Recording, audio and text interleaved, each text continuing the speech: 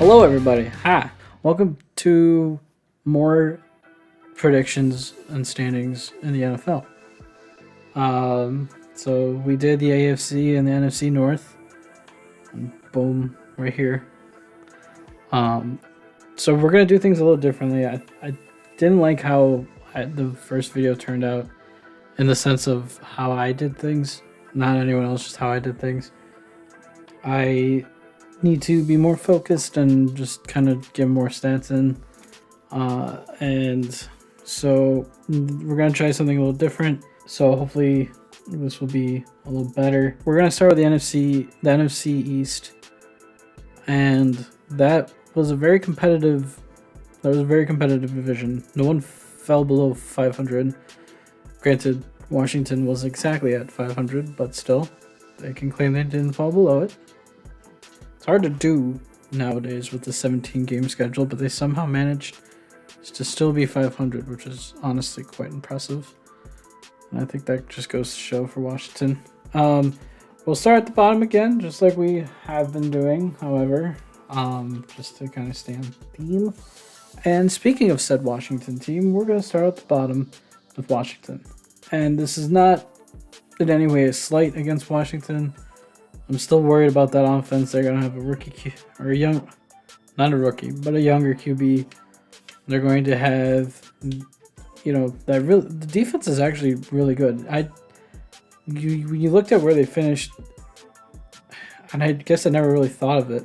They finished in third in yards, they finished in third in yards and seventh in points per game. You told me that, during the summer before I did the stats, I would not have believed you.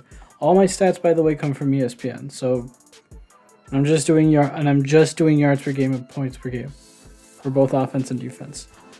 That's all I care about.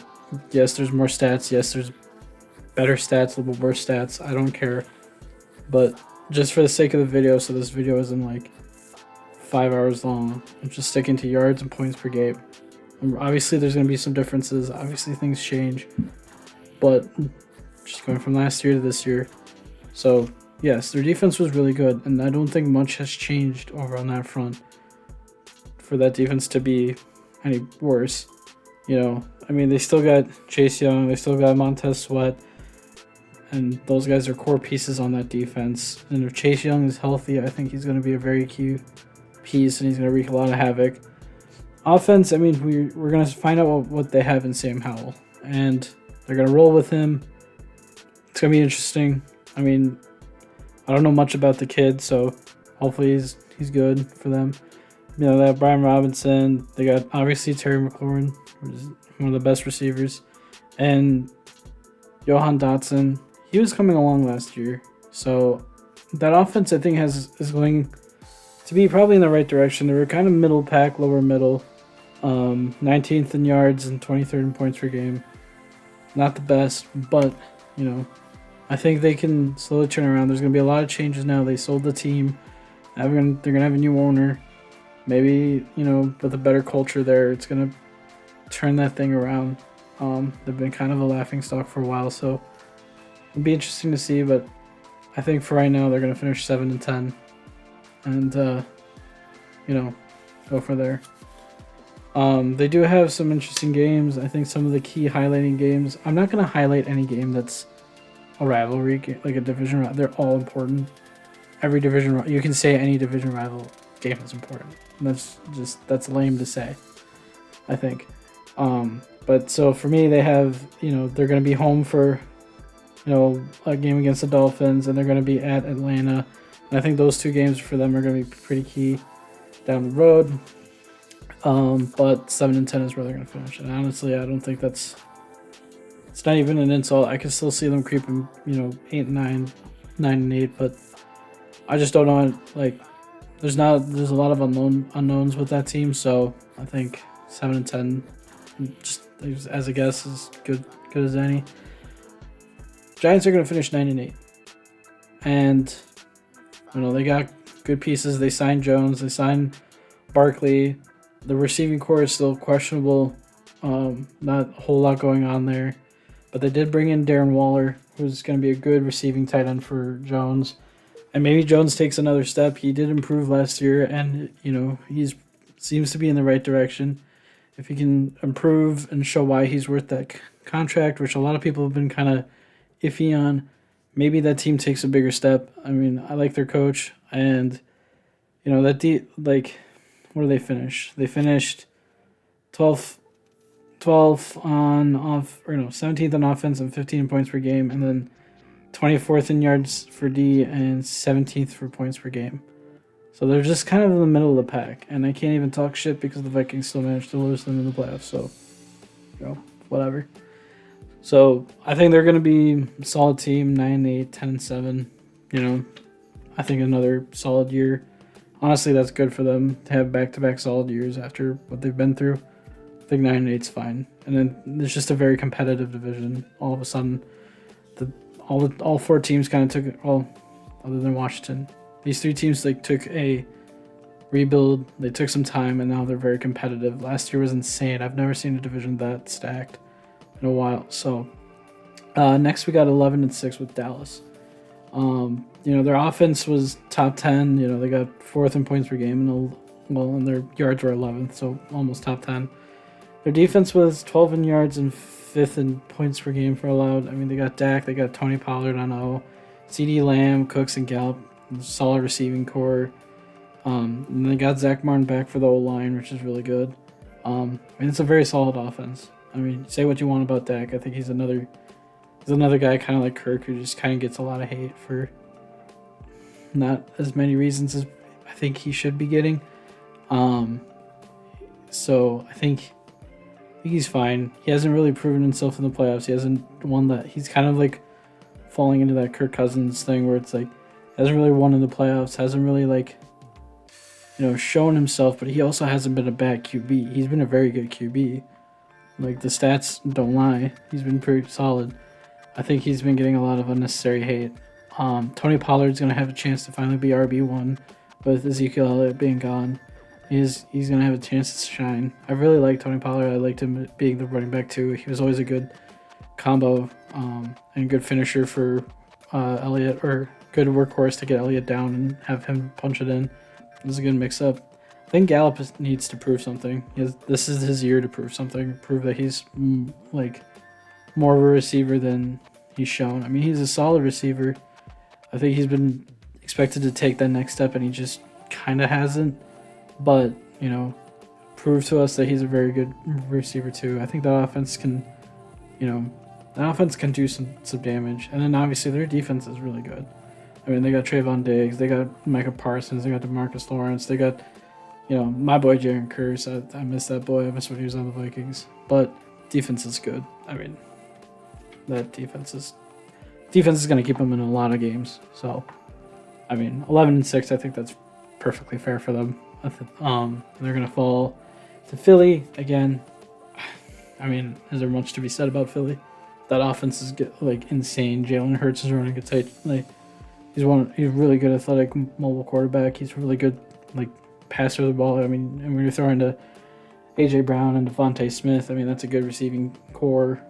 And now they added DeAndre Swift from Detroit, who I was shocked that they even got him. I'm surprised Detroit let him go, especially with Detroit trying to be competitive, and I mean they're a good team too, and I'm surprised they would give up DeAndre Swift, but maybe it was just time for him to move on, like we moved on from Dalvin Cook. So, who's to say? But I think D Swift is going to be a fit right in that offense. That offense is insane.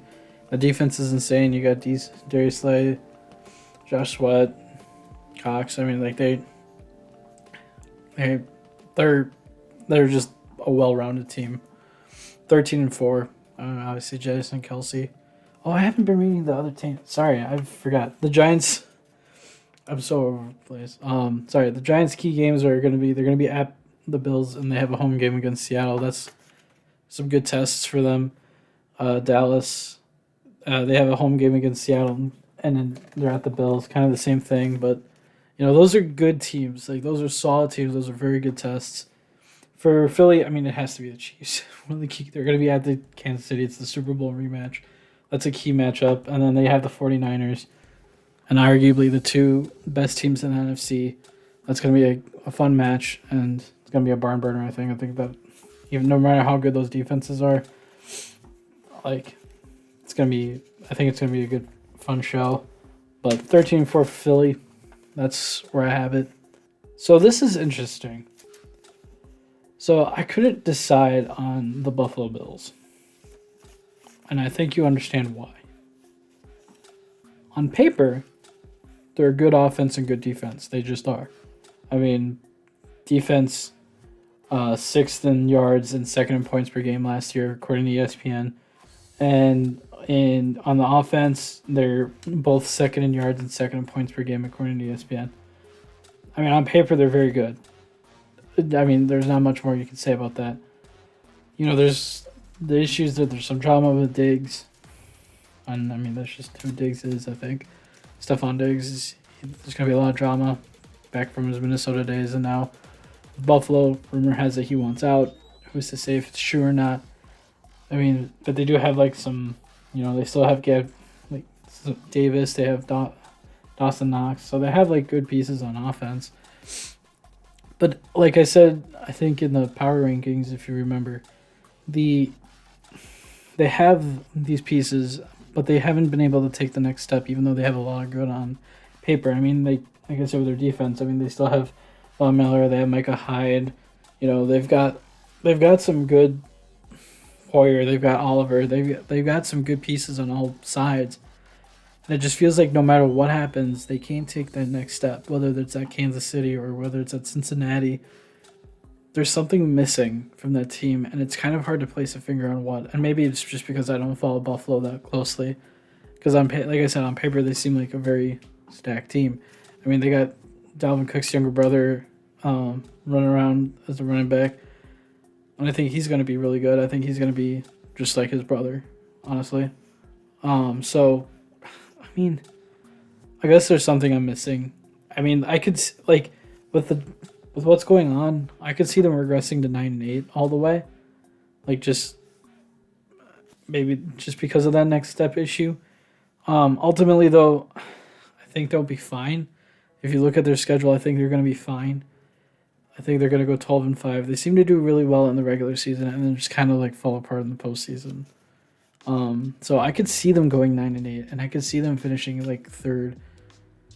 But I think for now, they're gonna finish 12-5 and win the AFC East. And I realized I went against the grain, but I think it was just because like I couldn't decide if they're gonna finish last or not. So this team could either finish last or first, and that's just how competitive the East is. So, I'm going to have them winning first, but who's to say? It could be up in the air. So, because I broke the chain, whatever. And their games, I mean, really, their really only important one is the Chiefs. And that's always going to be their important game. And as long as Josh Allen and Patty Mahomes are there, any game that they have against each other, that's their important game. That's their marquee. It's just kind of like Tom Brady and Peyton Manning. That's the marquee for them. I mean, yeah, games against Cincinnati is going to be important, but that's the marquee. And second, I have the Jets. If the Bills finish first at 12-5, the Jets are going to be close second at 11-6.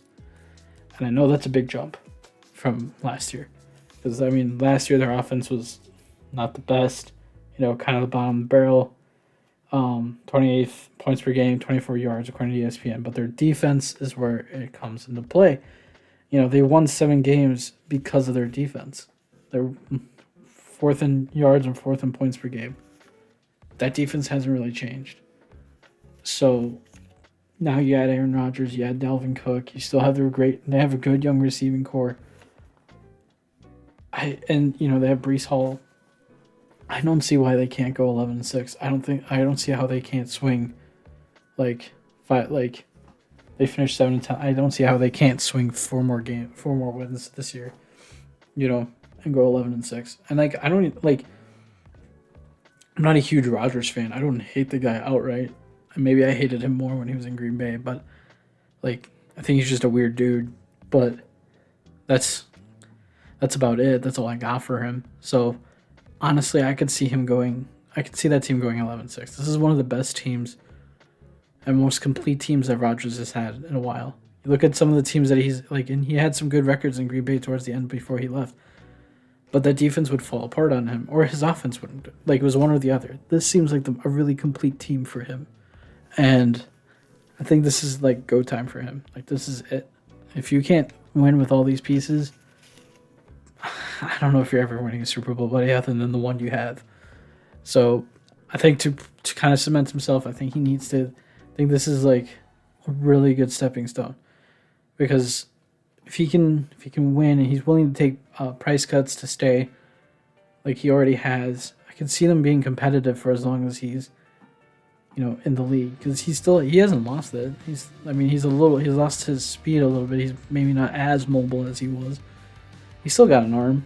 He can still throw it deep, and I think you give him time, he's gonna be good there, and he seems like he's happy there, and I think that's a key thing. So I think the Jets either finish first, second, depending on how the Bills end up. But 11-6 is, I think, a good area for them. Next, I have Miami at 10-7, and this is going to be a very competitive division. I could see Miami winning more than just 10 games.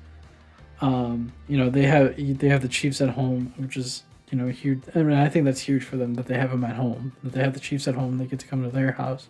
Their offense was good, 16 yards, 11th in points per game. Their defense was where things kind of got a little iffy, 23rd in points per game and 15th in yards, according to ESPN. And, you got Tua, Waddle, and Hill. I mean, that's all you need. Just huck it deep. Tua's a great QB. I don't care what you tell me. Tua's a solid QB. He just needs to stay healthy. They kind of messed him up last year with his concussion stuff. But, I mean, you throw it to Waddle and Hill. Anyway, they kind of showed like any QB can kind of run that offense. And then they have Jalen Ramsey, Howard. Like, the defense is, I think it's going to be a little bit better this year. So I think 10-7. I could see them going 11-6 as well. Honestly, I have them at third, and I'm just because they have to go somewhere, and they could be second if the Bills. I don't know. You tell me how to pick this division. I don't know. I'm trying my best. I think 10-7 is good for them. I think they'll make a wild card regardless. I think it's going to be a good year for them. And then that obviously leaves New England, and I have them going 8-9. Their offense was abysmal, and I get it. That was because they had like a horrible coaching crew running that offense, and now they made it a little bit better. And we'll see how much that helps. That's we get to see Mac Jones. I think this is a make or break year for him. He's got Juju. He's got Parker. He's got Hunter Henry, tight end. I mean, that's a solid cast. Not mind-boggling. Let's see, maybe Juju can return to form of what he had with the Steelers. And then, I mean, their defense is good. They have a lot of good pieces on defense. I mean, their defense was 8th in yards and 10th in points per game. I mean, it's a very good defense. And if their offense can figure it out, they don't even need to be, with their defense, they don't need to be top-tier offense, like mind-blowing offense. They just need to be better than they were last year. I mean, honestly, with that defense, if they were like 15th or like right in the middle, 15, 16, and in like points per game, honestly, I think they finished a way better year last year. And I think that's what they need to shoot for this year with how good their defense is. Just be like middle of the row. It's kind of like how the Vikings like have a really good offense and they just need like a middle of the row defense. It's the same thing. Just have like be average. Just don't turn the ball over. Just put up 21 points, and I think 21 points is all you need for that defense. So, yeah, that's what I have for these two divisions. Let me know what you think. Let me know where I'm wrong. This is just what I think. So, I'm trying my best, but who knows? Injuries happen. Stuff happens. Like, NFL's crazy, man. Vikings won 13 games last year, 12 games, whatever, 13. They went 13-4 last year, and they could have easily gone 7-10 with how many close games. NFL's crazy. Crap happens. We'll see what happens with this. But that's my prediction for now. I'll see you in the next prediction video. I'll be out on Friday. Hope you guys stick around, and we'll cover the AFC and NFC South teams, which should be a shit show, but we'll see what happens there. See you in the next one. Bye.